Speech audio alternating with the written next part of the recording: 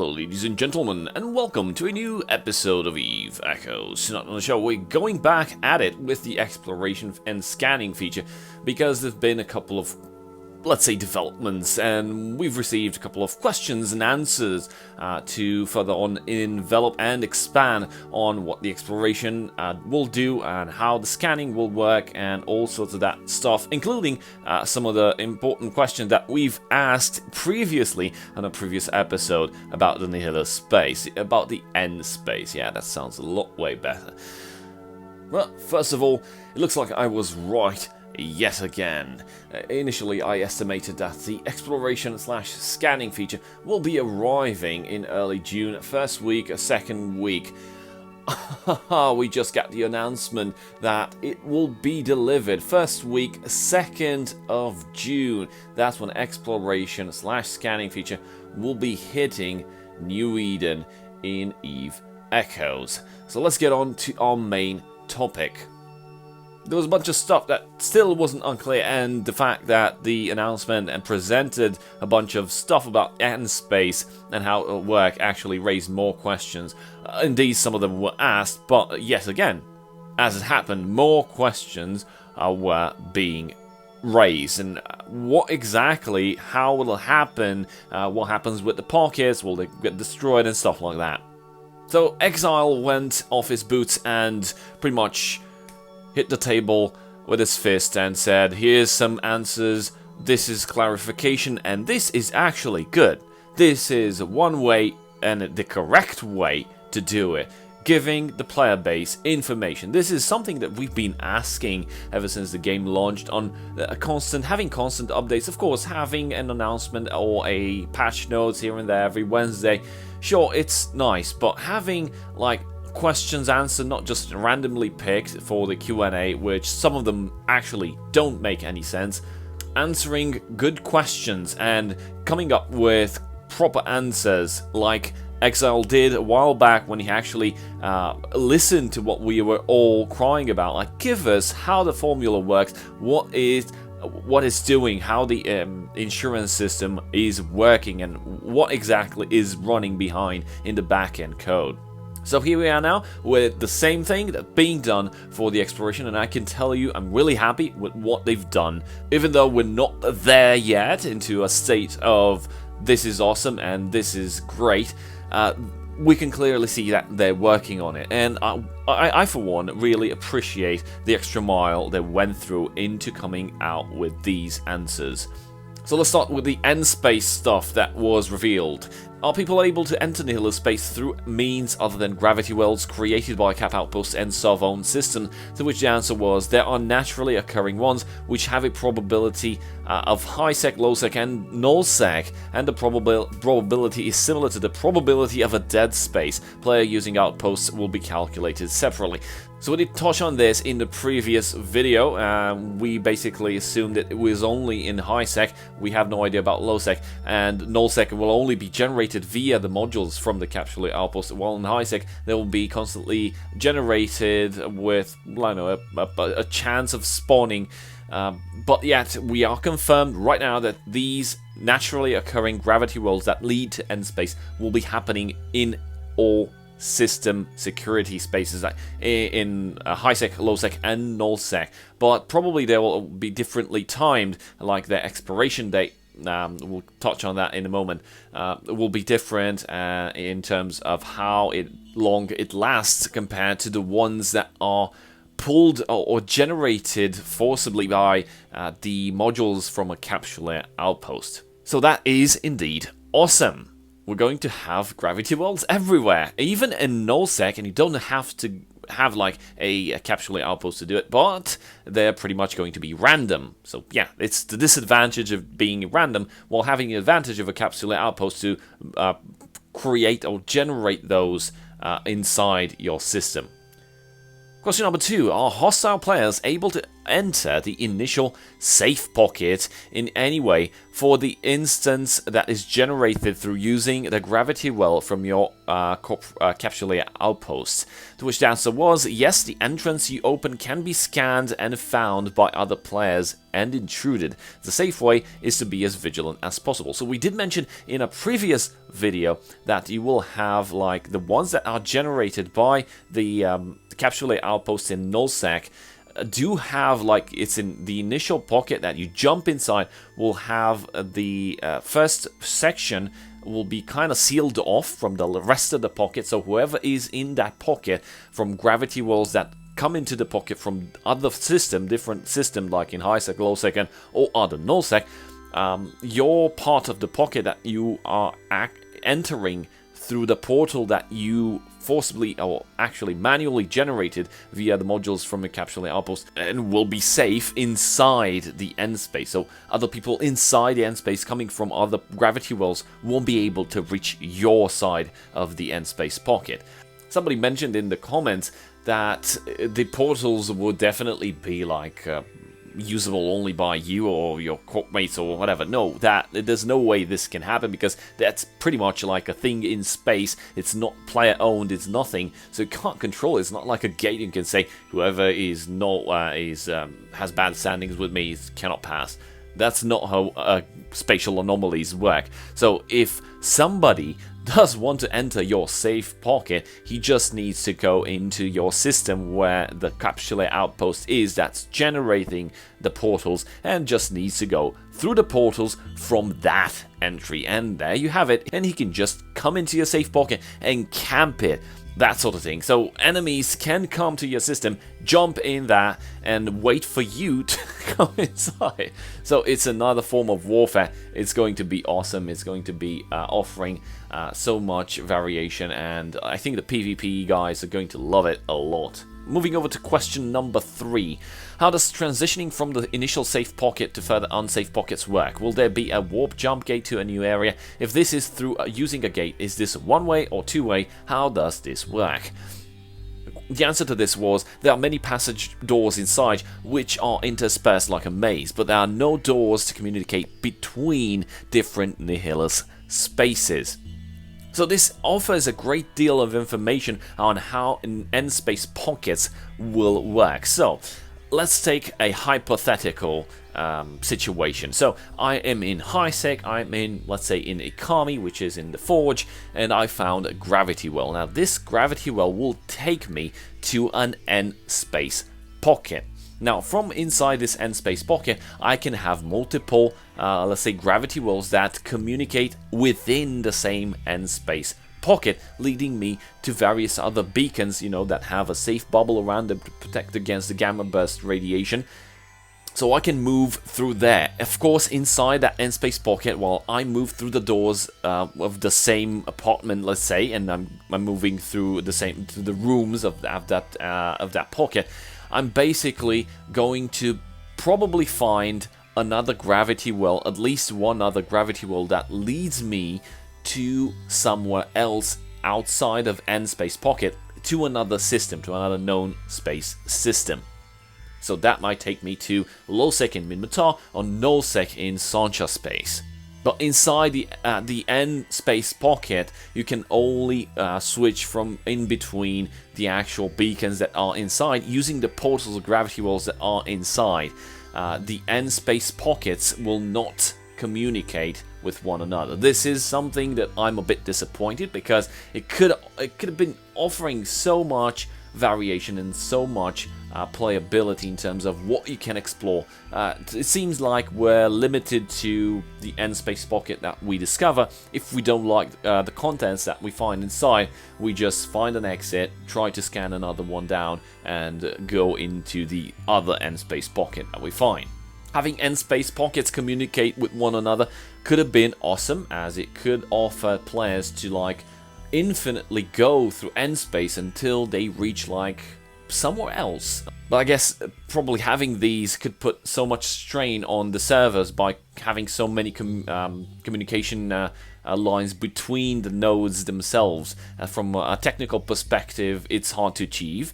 So I think maybe in the future we will have end space pockets communicate with one another, but for now we are stuck with whatever you find inside the end space pocket. You are going to just find that, and that's it. If you don't like it, you get out. You can go further inside, like finding the other beacons and stuff like that, but you can get out if you don't like what's inside and find another end space pocket. Moving over to question number 4. How difficult should players expect the NPCs, in particular the strongholds, to be in this? More difficult than the dead spaces and intended for large fleets, or is it small fleet combat? According to our internal test Moving over to question number 4. How difficult should players expect the NPCs, and in particular the strongholds, to be? Is this more difficult than dead spaces and intended for large fleets, or is it small fleet combat? The answer was, according to our internal test results, difficulty is higher than the dead space of the same technology level, and it is recommended that more than 3 people enter, same thresholds as the tonnage of ship, such as cruisers and ships below a certain tonnage. So what they're saying is that there's going to be like a cap for how big of a ship you can bring inside the end space pocket. We don't know how this will be defined. Will the gravity well have any information panel, or like what kind of ship size does it permit to jump and to pass inside the end space pocket? And it provides an information on the difficulty of what the end space pocket dead spaces, like the pirate strongholds that we can find inside. Remember that inside end space we can find 2 types of sites. So the pirates will be much more difficult, which is good. So no more solo content and solo pistolero giocatores everywhere doing all sorts of stuff. Of course, there's always the players that have the one guy army. There's one guy with 10 phones, or one guy with a emulator station that is running 5 or 10 accounts and just jumps inside and he does his own thing. Okay, if you can do that, hats off to that. But this is a good excuse for solo players to start investing into playing with other people. Yeah, some of the players don't have that luxury, and it's called time, but it forces you to be a bit more aware. There's also enough high-sec encounters that you can run at good ISK bounties. You don't need to go into low-sec. If you want to stay out of low-sec, you can run those, and you can pick them off the menu. You know, you can just refresh, and you can pick the ones that you like that are not in low-sec, and you can do a fine job with getting ISK for your casual playtime and just evolving inside the game as your pace allows you to. Moving over to question number 5, will the resources in Nihilus replenish, and if so, how fast? Or if not, is it expected to keep opening new gravity wells, or will there be different mechanics? The answer to this was it will not be added. After the end of the life cycle, maximum 2 days, a non-private space is collected or killed and enters the deletion phase. The deletion phase is about 30 minutes. It will be deleted and the outpost needs to search for gravity wells again. This answers the question partially, but in the Eve Echoes Discord, Exile went a further mile and actually explained that let's say if the end space pocket collapses because, I don't know, the gravity well, whatever happens, and the end space pretty much gets into deletion phase, the players will not be destroyed.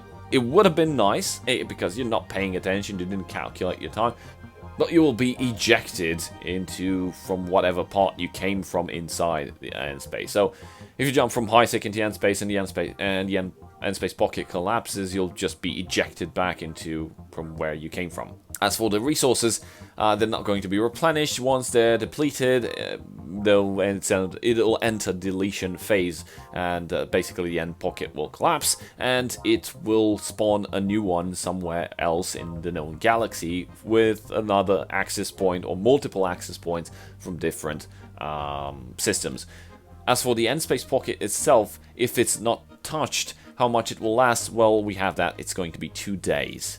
So that's a good refresh mechanic. I'm certain that a lot of players will be picking off whatever they want to do from the end space pocket and then leave, because you don't want to linger around too much with all those pesky pirates that are about to just come and take your stuff away. But I'm curious to see if that timer of 30 minutes will begin after you start doing anything inside, or will it last until everything is depleted? This is we're probably going to be seeing when the end space gets accessible in the live server.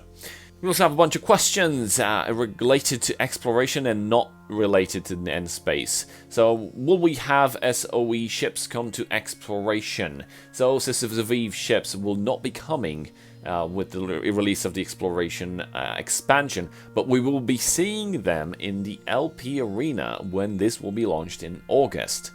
I hope until then they do balance the Sisters of Eve ships, because during the betas they were completely unbalanced. I haven't seen any modifications added to them, so I'm guessing they're going to... There's plenty of time until August to do that, but I hope there will be a public test server to test those ships as well, because we do want to see if they completely unbalance the fragile balance that there is inside the game right now. Also, as a side note, in terms of the destroyers, Exile did admit that the destroyers are kind of shit right now, so they will be touching them in the near future. Thank God for that. Next question, will there be a test server for exploration, and if so, when?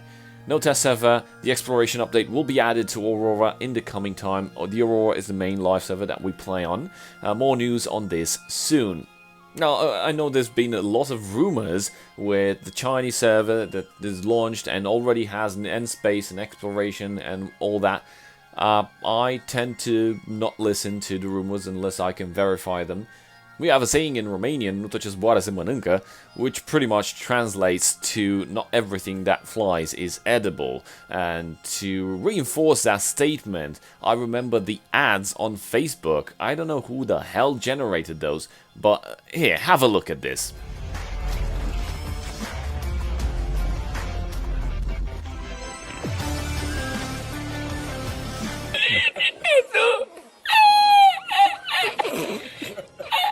So I guess you'd see my point in what I was trying to point out. If somebody just comes in and says this and that, I'm sorry, dude. If you can't verify, I don't know, there were some screenshots posted. Sure, for advertising purposes, like that video you just saw right there with the ad for Eve Echoes. What the hell was that? I mean, I'm amazed no one until now has posted this footage claiming it's unseen footage from the Chinese server. What the hell? Based on that, if you compile me with a poster with Yangjung ships, future Yangjung ships, I mean, that screenshot could have been just cut from the cinematic with the Yangjung battleship being revealed.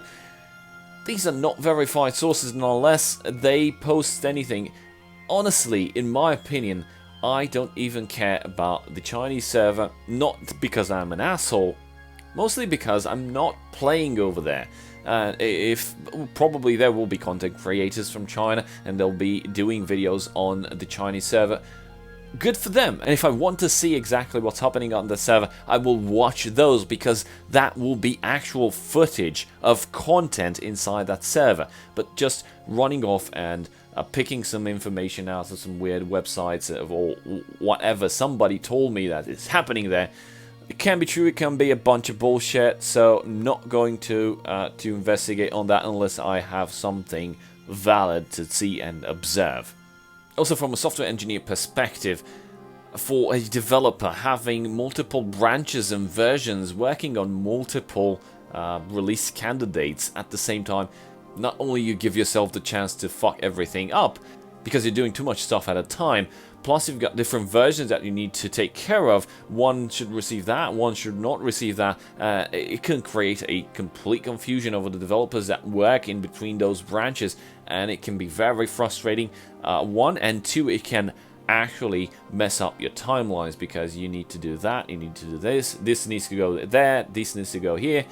It's not a good way, and it's not good practice to do so. So I'm fairly confident that both of these servers, the Aurora, which is a worldwide server, and the Chinese server, will pretty much have the same version.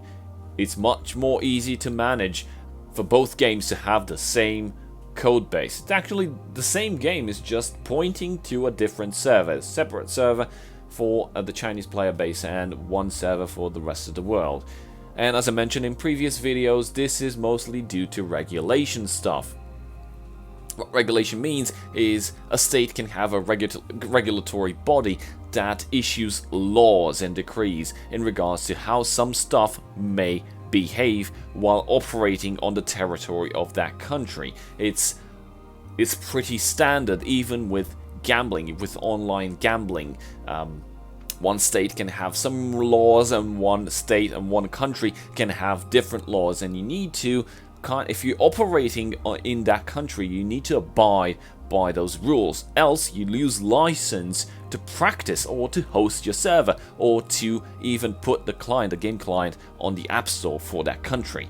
It's pretty easy to understand. It's first party certification, on which first party is the actual country that you are deploying the game to.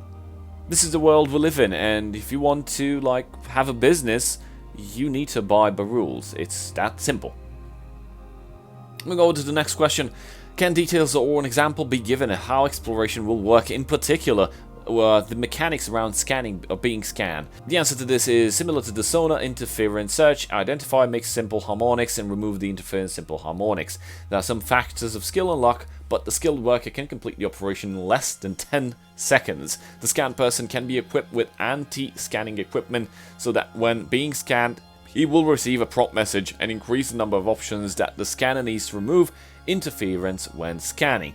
So this clarifies a lot on how the thing with the flashlight and the fly, or the laser and with the moon functions. We've talked about this in a previous episode. So what happens is, if your signature is bigger than the scan resolution of the scanner, you will not get notified. But if the scan resolution of your ship is smaller than the scan area of the scanner is, you do get notified. What I didn't understand from the start is you'll be running multiple scans, meaning you will initially have a big flashlight cast upon the entire system. That will be your initial scan. So when you do that, all the players will get notified because it's going to be the flashlight and the flies, which are inside the area that's being scanned. As the scanning progresses and the scanning area reduces to the lowest point in which a ship is getting 100% being scanned, then you will no longer receive the notification, because then the scan resolution of the scanner itself is going to be smaller than the scan resolution of your ship. That's how it will work. So until the guy that's scanning you gets 100% on you, you will be getting that notification. On the last scan, that when he gets 100% on you, you will not be getting that notification. So it makes a lot of sense. Also, as we previously discussed about the anti-scanning equipment that you can fit that only just help you for a bit, it seems that I was wrong, because it will offer you constant notification about when you're being scanned. So it might be a useful item, but if you don't care about being scanned because you're mostly being AFK or not looking at your phone, if you do get scanned and I do recommend having a warp stabilization items for you to get the hell out, even if you get scanned down and tackled, so you can get out anyway. Moving on to the next question: can we get details on market data again? Is there a reason we're not getting market data anymore? Many people feel like NetEase is intentionally not sharing these. The answer to this was, we would like to share this data, but a lot of content has been developed recently, and Chinese servers have opened, and there's not enough manpower to take care of more work at this time. Some low priority content has been postponed for now, including sorting out public market and server ecological data. I think this was kind of a bonus question, but I think it kind of answers one question that we had: will the manpower be affected by the fact that the Chinese server will launch? This does confirm it, so it's probably going to be the same team developing the Chinese server as well, so that makes it even more important to have the same fucking version. If you have multiple versions on multiple servers and multiple shards running different versions, different features, you're gonna get stomped, cramped up, and you'll not be able to deliver much shit. So having the same code base for both applications, for both server, makes a whole lot of sense, and I think this is pretty much what's going to happen. Stop giving in to rumors, it's bad for your health. Please do remember, we have our community question of the week: how do you feel about Nihilus Space? What's your opinion on that? Will you benefit from it, or will you just let it pass? Will you try exploring it and see what it offers you, be it casual or hardcore player. Please drop a comment below and let me know what do you think about this, and you'll be automatically added into the giveaway for which the winners will be announced next week. That's it for today. I hope you guys learned something. Thank you guys for watching. A very big shout out to my channel supporters, and I'll see you guys next time. Cheers.